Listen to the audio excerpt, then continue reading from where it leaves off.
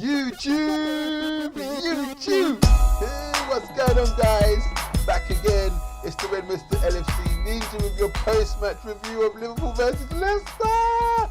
Yo, that game was fire! Man, my nerves were dying. I was like, oh my God, Leicester gonna score, Leicester gonna score. Guys, that match was insane. I've watched it 3 times. What a match. God, every single match, guys, it's just like, I don't know if I can take this. I thought last season was bad. I thought the Champions League was bad.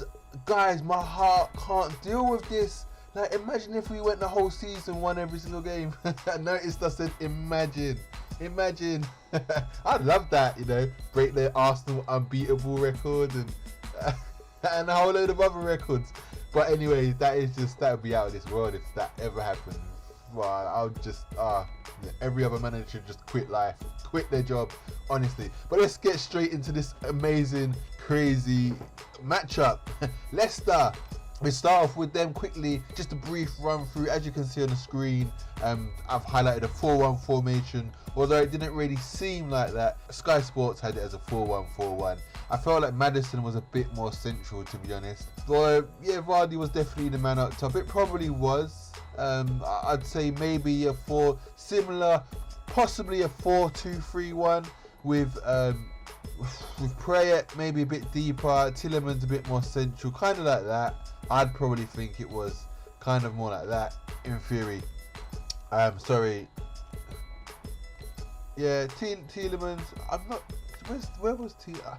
Something. I don't know. I felt like Maddison was a bit central. He might not have been.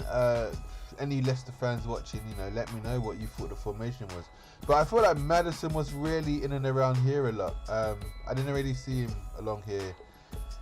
But anyway, let's go through their team quickly. As you know, Schmeichel in goal, Evans, Soyuncu, Chilwell left back, Pereira right back, Ndidi holding, Tielemans and Prayet in the middle of the 4 across the middle, Barnes right wing and Maddison left wing.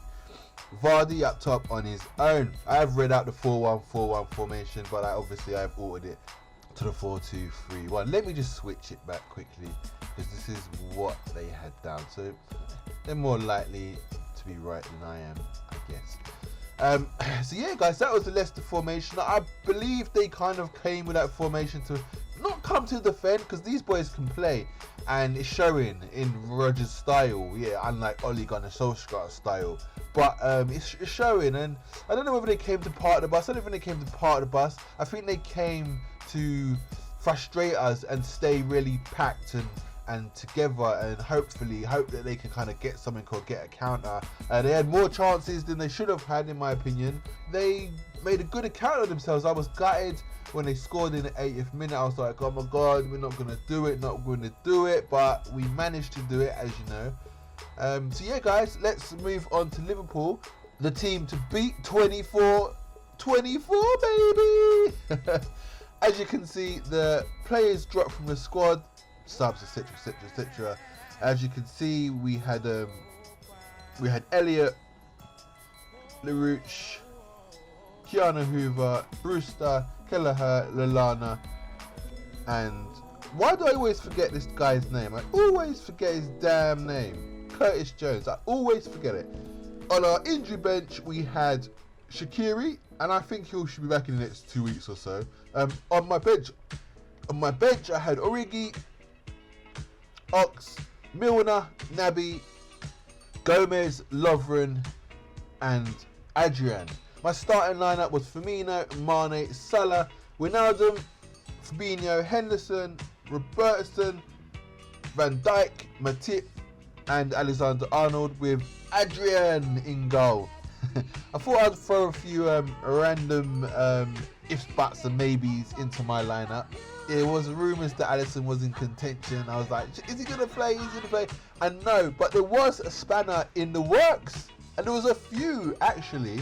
And these are the spanners in the works. First of all, the bench. Harvey Elliott was on the bench. Oxlade-Chamberlain was not in the bench. He'd been dropped from the squad completely. Maybe he's done something in training. yeah, maybe Klopp is just on a rotation thing to kind of get these guys a bit more motivated. Yeah, strange that. I don't think it was anything. I don't know. I don't know. Maybe he just felt like he might have needed an extra option, attacking option, because he knew at home this could be tricky, and bringing on Harvey Elliott could have, I don't know, given him a bit more to work with. Massive game for Harvey Elliott to come on in though. My God, that could have been like a career-ending debut for the poor kid.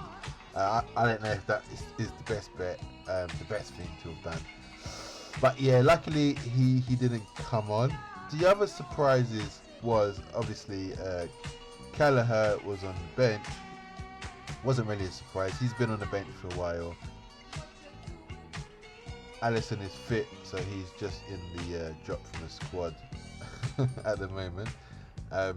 Adrian goes in. The other surprise was Matip wasn't even in the squad. Gomez was the only defender on the bench. Dejan Lovren came into the side. Dejan Lovren came into the side, and I tweeted it. I said I would be surprised.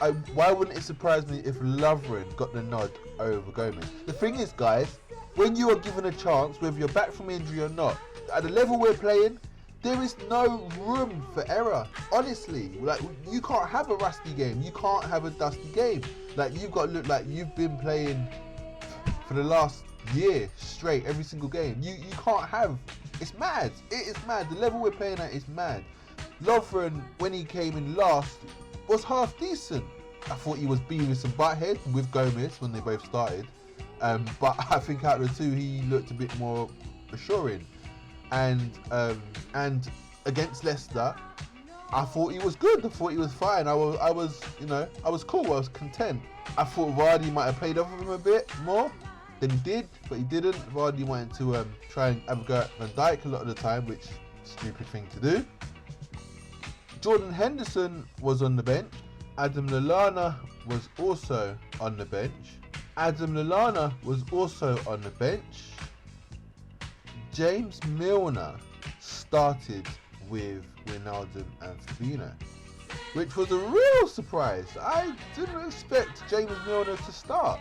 I mean, maybe Klopp is more confident that his fitness is up and his game is right now, and yeah, he's content that Milner can do his thing. Or maybe he just wanted a bit more guile along the ground, less kind of airborne physicality that Jordan gives us. I don't know, maybe a better tackler. He's got a bit more to his game, Milner has. I don't know, I mean, they're on a par, but it was an interesting one. It might have just been just a straight swap. I'm going to go with Milner, give him game time. It's a match for him, it's at home. No, he hasn't had much game time. Anyway, Klopp likes to rotate Wijnaldum, Milner, basically Henderson. He likes rotating these guys. Fabinho is a nailed-on starter. Ox and Keita, whether you like it or not, they are our impact men. If we're losing 2-1 or something, and then we have like he likes the first impact man. First of all, is Origi. Origi always comes on, so it's an extra striker in the box before you weaken the midfield. It depends at what point we go down 2-1 or 1-0. If it's early, he brings on Origi early, so that leaves him with the 80th to 90th minute or the 75th to 90th minute to fling on both or either of Ox or Origi. No, Ox or Keita. If we go down 1-0 or 2-1 or 3-2 at the 80th minute mark, usually the player to come on is Origi, and then maybe he squeezes in another one on like 87 minutes, and that's usually Ox or Naby, just to try and get that last minute draw or victory or wherever it is.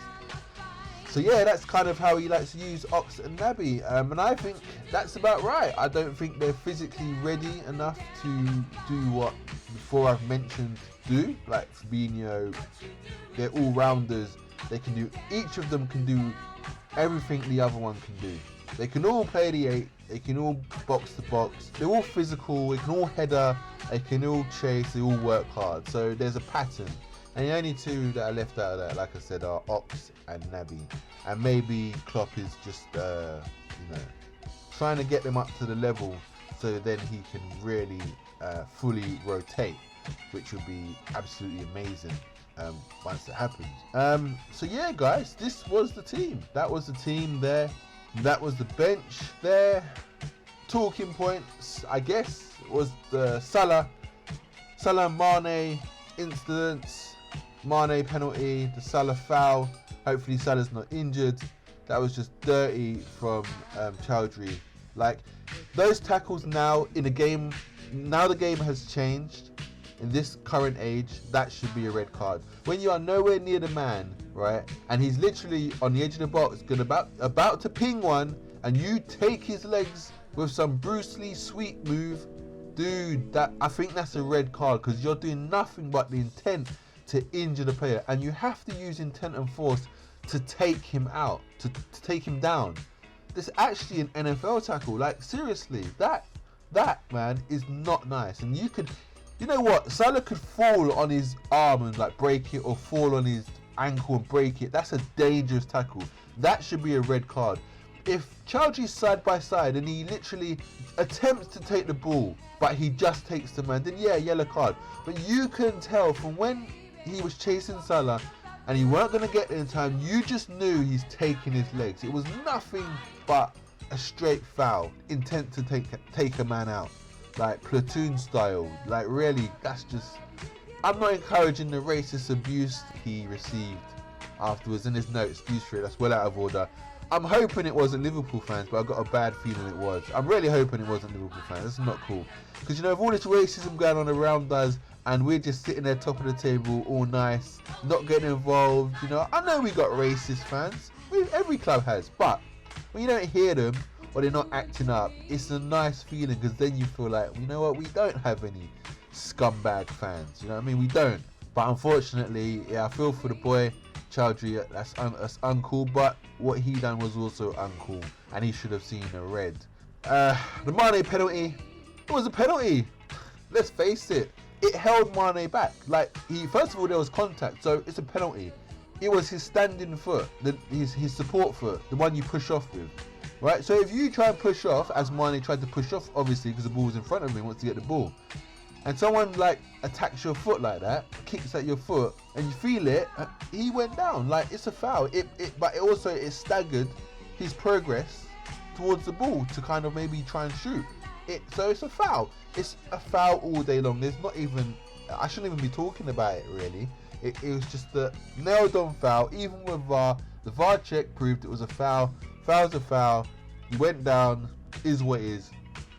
MIlner, people need to start showing some respect to MIlner. I'm on Twitter, I'm seeing comments and stuff. Oh yeah, why is MIlner starting over Keita? Why is Ox starting over Keita? Listen. MIlner made your day yesterday. He made your day. He was the reason why you gave your wife some good nookie. You put on your wife because MIlner made your day. So show some respect. It's so out of order. When he comes in, he does the job Klopp wants him to do. He's part of the wall. He's part of the midfield. You know, that midfield just shut down Tielemans and the Leicester midfield. 3-on-4, just shut them down. Like, we should have won that game by more than 2 goals. It should have been 4-1. Salah had chances. Firmino had chances. Mane had chances. The crossings from Robertson and Arnold, immense. Arnold was on something yesterday with his crossings. It was fire. It never should have been 2-1. Never. Quickly, let me just go through the ratings. Adrian, big boy save from Adrian. Even though it was offside, the header. Big boy save. Think he should have saved the Maddison shot. I reckon Alisson would have dealt with that. But it came at him quick. The funny thing is, I think it took the deflection which threw him off. So, benefit of a doubt. I think he was good. He was confident.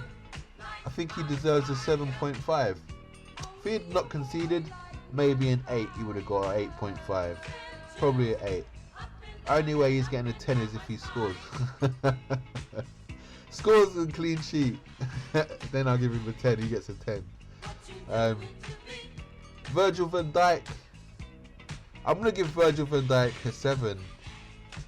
Yeah, I think he was quite average. I think Lovren was. I don't know if am I being contradictory. If I contradictive, sorry. If I am I contradicting? Sorry, if I say he had a better game than Van Dijk. I don't know. Maybe he didn't have a better game than Van Dijk. I'm gonna go for 7 apiece for our centre backs. Alexander-Arnold and Robertson. I'm gonna go for 7.5s. I'm going for 7.5s. They was consistent. There was problems. I was up and down. They was doing their defending well. Yeah, 7.5s. Wijnaldum. I'm gonna give Wijnaldum 7.5 as well. I'm gonna give Fabinho 7.5 as well. Madison. Maybe we're gonna sign him. That might be an omen, guys, next season. MIlner. Well, let's face it, he got the winner, and that pass for the assist for Mane. Good lord, that was special. It's out of him and Mane for man of the match for sure. Again, I'm not even sure who got man of the match. I need to take notice more. Who gets the man of the match? I generally don't know. Who was man of the match, guys? Let me know. Leave it in the comments. Who was man of the match? The assist.